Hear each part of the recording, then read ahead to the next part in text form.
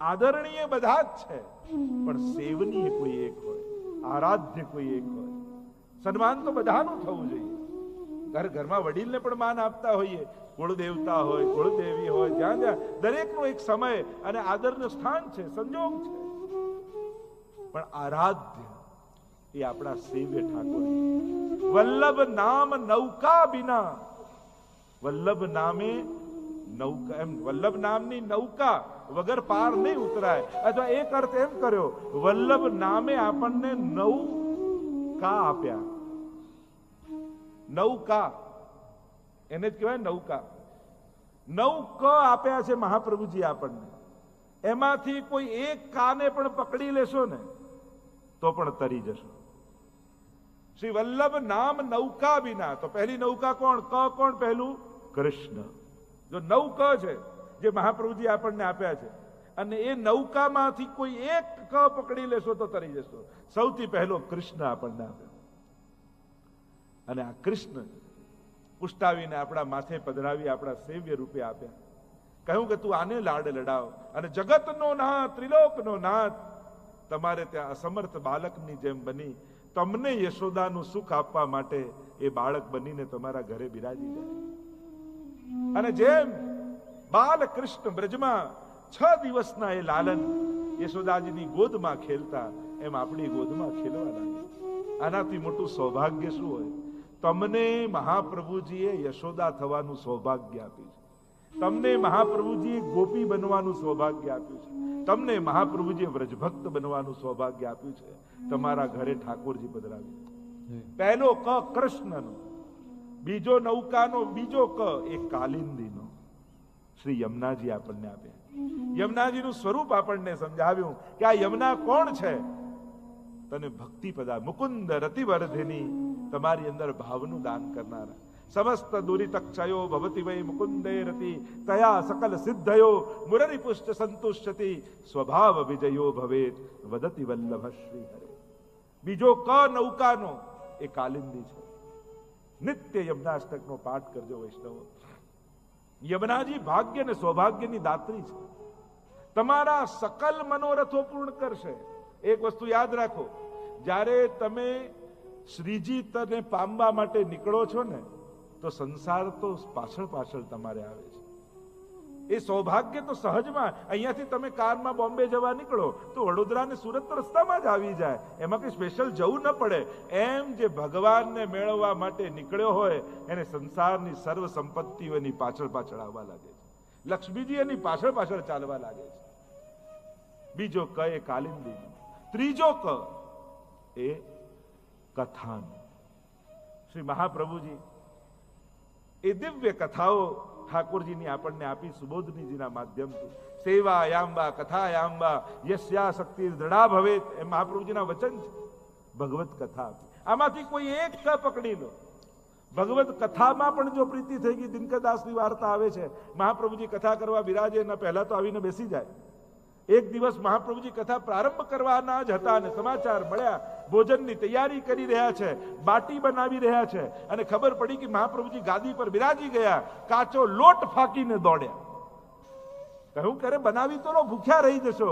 કે પેટની ભૂખ તો પછી સંતોષાશે, પણ આત્માની તૃપ્તિ તો વલ્લભના વચનથી મને મળે છે, અને એ તૃપ્તિ જે મળે છે એને કારણે દેહના ધર્મો આપમેળે સમાપ્ત થઈ જાય.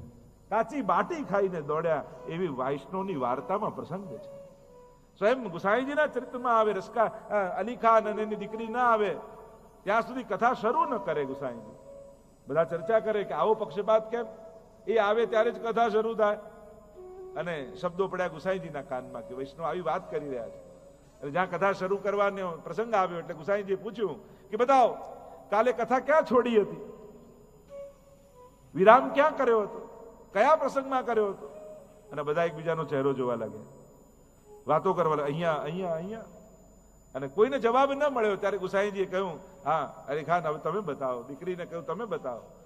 અને એણે એટલું કહ્યું કે જયરાજ, કાલનું કહું કે પહેલા દિવસથી કહી દઉં જ્યારથી આપે કથા શરૂ કરી હતી?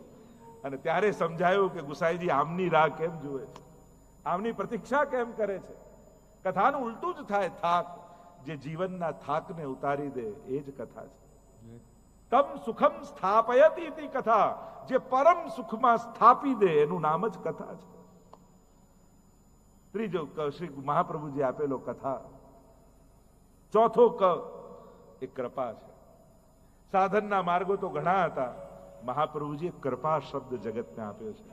પુષ્ટિ શબ્દ જગતને આપ્યો છે. પુષ્ટિનો અર્થ થાય પોષણમ તદનુગ્રહ. અનુગ્રહ, કૃપા. એટલે જ આખો દિવસ વૈષ્ણવના મોડે આ શબ્દ તો 24 કલાકમાં એકવાર આવે જ. ઠાકોરજીની કૃપાથી થઈ જશે. પ્રભુ કૃપા કરશે ને તો થઈ જશે. 24 કલાકમાં એકાદ વાર તો કૃપા શબ્દ દરેક વૈષ્ણવના મુખે નીકળતો જ હોય, કારણ કે આપણો માર્ગ જ કૃપા માર્ગ છે. આજ આખા સંસારને કૃપા શબ્દની દેન, પુષ્ટિ શબ્દની દેન કોઈએ આપી હોય તે મહાપ્રભુજી આપી છે. એટલે જ નર્મદાજીના કિનારે જ્યારે અમે વિશ્વ સંકુલ બનાવી રહ્યા છે, ત્યાં મહાપ્રભુજીના એ સ્વરૂપનું નામ જ રાખ્યું સ્ટેચ્યુ ઓફ પુષ્ટિ. આ કૃપાની મૂર્તિ. મને કે આવીને કહ્યું, એક વલ્લભકુલે જ કહ્યું કે પુષ્ટિ શબ્દ તો સંસ્કૃત છે ને સ્ટેચ્યુ શબ્દ ઇંગ્લિશ છે, તો આ બંનેનું કોમ્બિનેશન કેમ? બીજું મારે આજ તો સેતુ બંધ કરવો છે, પશ્ચાત્ય જગતમાંથી એ જ હિન્દુ સંસ્કૃતિ તરફ લાવવા છે. શરૂ થાય ઇંગ્લિશથી ને વિરામ થાય સંસ્કૃતથી, અને ત્યાં સુધી તો આપણે પહોંચવાની છે. આ આખી જગતને મહાપ્રભુજીના સ્વરૂપ દ્વારા, એમના વિચારધારા, એમની આપેલા આ પુષ્ટિની દેન, કૃપા શબ્દની મહત્તા જગતને સમજાવવી છે કે સાધન અને કર્મ બરાબર છે, પણ કૃપા દ્વારા જીવનો ઉદ્ધાર છે. પ્રભુ કૃપા કરે છે ત્યારે જીવ પ્રભુને લાયક થાય. પાંચમો શબ્દ મહાપ્રભુજી આપ્યો કીર્તન. નૌકા આપ્યા છે. કીર્તન સાહિત્ય આપ્યું, અને પ્રભુની કીર્તિનું ગાન એ જ કીર્તન છે. અને એમાં પણ અષ્ટસખાની વાણી હોય. અષ્ટસખાની વાણીની આજે પણ એ તાકાત છે કે જ્યારે કીર્તન ગવાતું હોય ને, જેમ ટાઈમ મશીન જેવું છે, ઠાકોરજીની સન્મુખ કીર્તન ગવાતું હોય, તમને એમ લાગે તમે કલયુગમાં નથી, તમે દ્વાપર યુગમાં પહોંચી ગયા છો. કે જ્યાં ઠાકોરજીની જ્યારે આ લીલા પ્રત્યક્ષ ચાલી રહી છે, સાક્ષાત ચાલી રહી છે.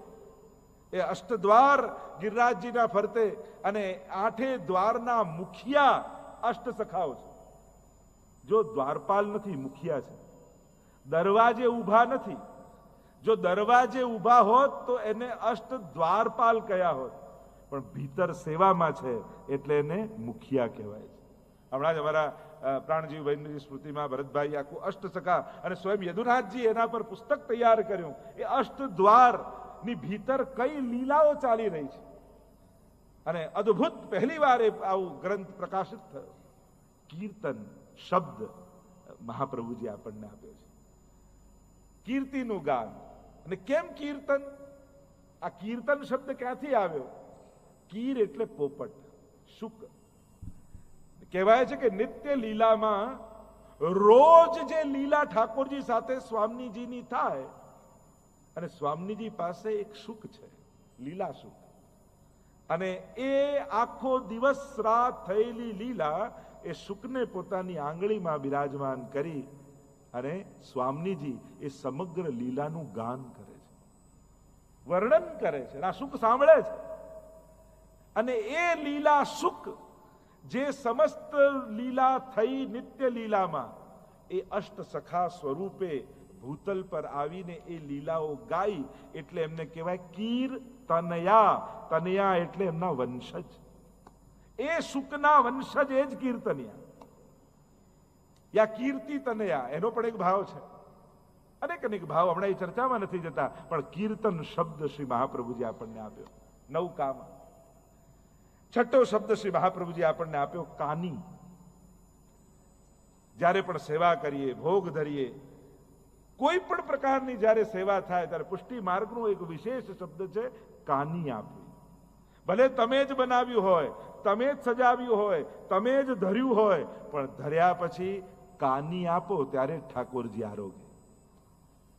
કારણ કે બનાવવાનો અધિકાર આપણો છે, આરોગાવાનો અધિકાર તો સ્વામીજીનો છે. એટલે જ્યારે પણ 56 ભોગ કરીએ, અન્નકૂટ કરીએ, કોઈ પણ ભોગ ધરો, ત્યારે આપણે કાની આપીએ કે મહાપ્રભુજીની, ગુસાઈજીની, 84-252 વૈષ્ણવની, સમસ્ત વ્રજભક્તોની, ગુરુજનોની કાનીથી હે પ્રભુ આરોગજો. કારણ કે ધરવાનો અને બનાવવાનો અધિકાર તો મારો છે. પણ આ બધા અલૌકિક તત્વોની કૃપા મારા ઉપર થશે તો મારા ઘરે મારી ધરેલી સામગ્રી આ પારોગશે. મારી આડી નહીં, આ અલૌકિક તત્વોની આડી. જો પ્રભુ છે ને એ પરમ અલૌકિક છે, અને પરમ અલૌકિક હોવાને કારણે એમને લૌકિક સંભળાતું નથી, લૌકિક સમજાતું નથી. જ્યારે પણ લૌકિક ભાષાનો પ્રયોગ કરીએ, લૌકિક વાત કરીએ, ત્યારે પ્રભુને સમજમાં ના આવે. પ્રભુ પરમ અલૌકિક છે. એટલે હું તો ઘણી વાર હસવામાં એમ કહું ને કે ભગવાન ભલે સર્વજ્ઞ હોય, બધા જ્ઞાન એમને હોય, પણ એક વિષયમાં ભગવાન બહુ કમજોર છે. એક સબ્જેક્ટ બહુ કાચો છે. તો કે કયો? તો કે એમને ગણિત નથી આવડતું. આ તો સારું થયું આપણે બધા શીખવાડીએ છીએ કે 9 યમનાષ્ટક કરો તો આટલું આપવાનું, 35 સર્વોત્તમ કરો તો આટલું આપવાનું, 5 માળા કરો તો આટલું આપવાનું. આ બધા ગણિત આપણે શીખવાડ્યા છે. બાકી પ્રભુનો સ્વભાવ એવો છે કે રાઈ જીતની સેવા કો ફલ માનત મેરુ સમાન. પ્રભુ ગણિતમાં બહુ કાચા છે. એ ગણી ગણીને ક્યારે આપતા નથી. એની ગણતરી બહુ કાચી છે. એટલે જ્યારે જ્યારે તમે કોઈ પણ ભગવત ચરિત્ર જુઓ અને એમના પ્રસંગો જુઓ, ક્યારે ભગવાન ગણવા બેઠા નથી. શું સુદામાના તાંદુલ ગણી ગણીને ભગવાને આપ્યા કે ચલો આટલા તાંદુલ એટલે આટલું આપો? એ તો આરોગ્ય ને કુબેરનો વૈભવ આપતા જાય. આજ પ્રભુની વિશેષતા છે. કાની શબ્દ આપ્યો એટલે જ લૌકિક સમજ ન સમજ મનુતે નૈવ લૌકિકમ, એ મહાપ્રભુજીના વચન છે.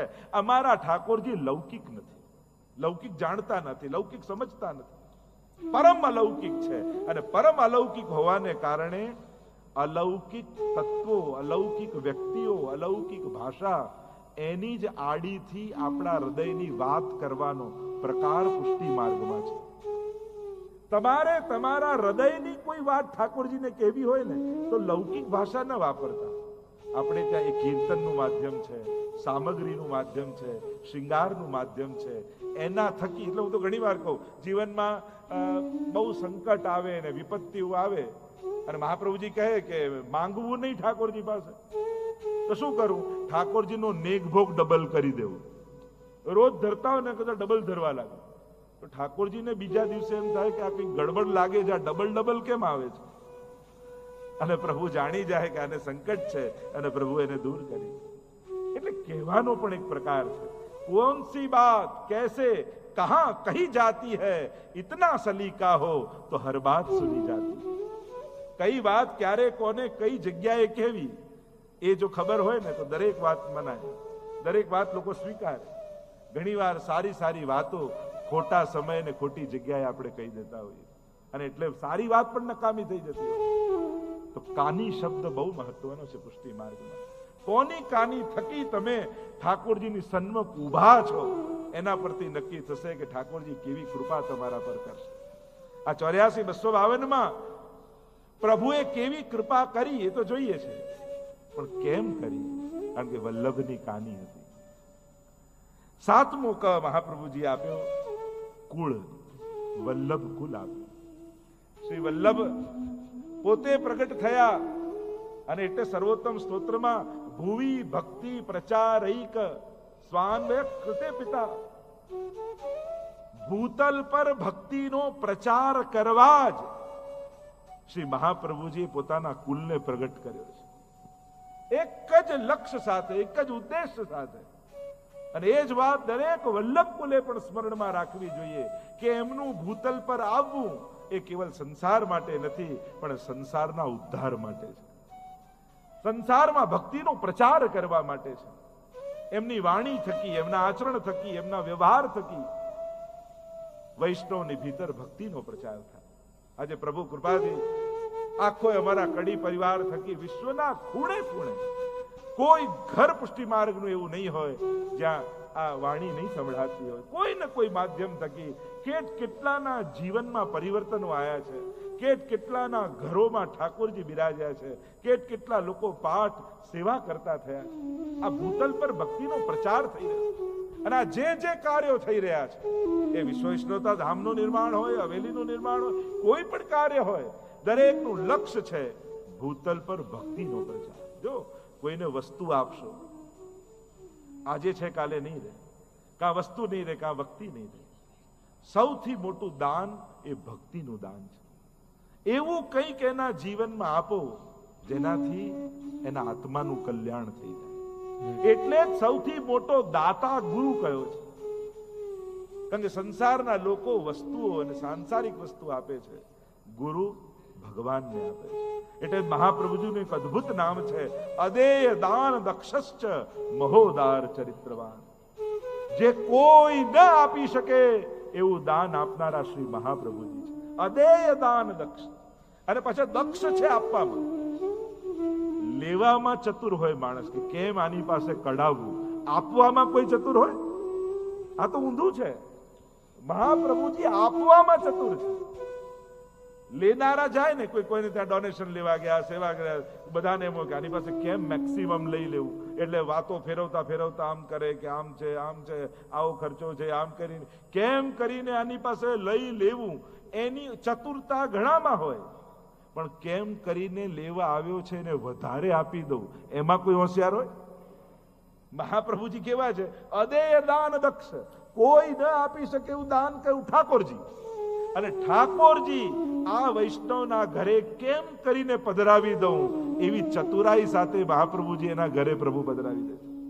કોઈ વૈષ્ણવને મોકલે, કોઈ વલ્લભકુલને મોકલે, કોઈ કથાને મોકલે, કોઈ ને કોઈ માધ્યમ થકી. પણ જ્યારે પણ કોઈ સારો વિચાર, પ્રભુ સેવાનો વિચાર તમારા સુધી પહોંચ્યો, માધ્યમ કોઈ પણ હોય, મનમાં તો એ જ વિચારજો કે આ વિચાર મને મહાપ્રભુજીએ જ મોકલ્યો છે. તમે નિર્ણય જીવનમાં ઘણા લીધા હશે, ઘણા સંકલ્પો, ઘણા ડિસિઝનો તમે જીવનમાં લીધા હશે, પણ તમારા લાઈફનું સૌથી બેસ્ટ નિર્ણય કયો? જે દિવસે પુષ્ટાવીને ઠાકોરજી પધરાવાનું નક્કી કર્યું ને, એ તમારા જીવનનો શ્રેષ્ઠ નિર્ણય હતો. નહીં તો જીવનમાં ઘણા તમે નિર્ણય લીધા આજ સુધીના, બહુ મહત્વના લીધા હશે, પણ પ્રભુ પધરા. કારણ કે એ બધા નિર્ણયો સંસારમાં બાંધનારા નિર્ણયો હતા. આ નિર્ણય સંસારમાંથી ઉગારનારો નિર્ણય હતો. અદેર દાન દક્ષ. એટલે મહાપ્રભુજીએ કૃપા કરીને વલ્લભકુલ આપ્યું, જેના થકી આજે પણ મહાપ્રભુજી ભૂતલ પર છે. આ નિશ્ચિત વાત છે, જ્યાં સુધી વલ્લભકુલ ભૂતલ પર છે ત્યાં સુધી પુષ્ટિ માર્ગને ક્યાંય આંચ નથી આવવા દેવાની. ત્યાં સુધી ભગવત સેવા ભૂતલ પર ચાલતી રહેશે, ત્યાં સુધી વૈષ્ણવના વંશજો વૈષ્ણવ જ રહેશે. અમારે કોઈને કન્વર્ટ નથી કરવા, અમે કોઈને કન્વર્ટ કરવા માટે નથી આવ્યા, અમે તો બધાને કન્વિન્સ કરવા માટે આવ્યા છે કે તમારા શરીરમાં એક વૈષ્ણવનું લોહી વહી રહ્યું છે, તમારા ડીએનએમાં એક વૈષ્ણવની, એ પૂર્વજોની વૈષ્ણવતા વસેલી છે. તમે દુનિયામાં બધે જ ભટકીને આવો, જ્યાં સુધી શ્રીનાથજીને દંડવત નહીં કરો ત્યાં સુધી જીવનમાં શાંતિ નથી મળવાની. કારણ કે તમારો છેલ્લો આશ્રય તો આ શ્રીજીનું ચરણ જ છે. છેલ્લો આશ્રય શ્રી વલ્લભના ચરણારવિંદ જ છે. અને જ્યારે ત્યાં બેસશો ને ત્યારે એમ લાગશે કે હવે ઘરે આવ્યા. એટલે ત્યાં પ્રસંગમાં આવ્યું ને કે કેમ ચાલે છે, પૂછ્યું કે પેટ ભરીને ખાઈએ છે અને નીંદ ભરીને સૂઈએ છે. તો પૂછ્યું આવું કેમ? ગુસાઈજી પણ પ્રસન્ન થયા. તો કે આવું કેમ બોલ્યા અને ગુસાઈજી પ્રસન્ન કેમ થયા? તો ભાવ પ્રકાશમાં હરિરાયજી બતાવું, પેટ ભરીને ખાઈએ એટલે અનેક જન્મો લઈને ભૂતલ પર આવ્યા, પણ ભગવત સેવા નહોતી કરી, પ્રભુને ધર્યું નહોતું, ક્યારે પ્રસાદી લીધું નહોતું. એટલે ભોજન તો બહુ કર્યું, પણ પ્રસાદ ન લીધો એટલે પેટ ન ભરાયું. પણ આ જન્મમાં ગુસાઈજી અને મહાપ્રભુજીનું શરણું મળ્યું, ઠાકોરજી ઘરે પધાર્યા અને એમને ભોગ ધરીને કણિકા લીધી ને, તો હવે જઈને અમારું પેટ ભરાયું. નીંદ ભરીને સૂઈએ છે. માણસ ગમે ત્યાં ફરે, પણ જયારે ઘરના તૂટેલા ખાટલામાં એ પડે ને ત્યારે હાશ ઘરે આયા એમ થાય. કેટલી સુવિધા મારે, પણ 4 દિવસ 10 દિવસ 15 દિવસ પછી તો ઘરનો ખાટલો યાદ આવે.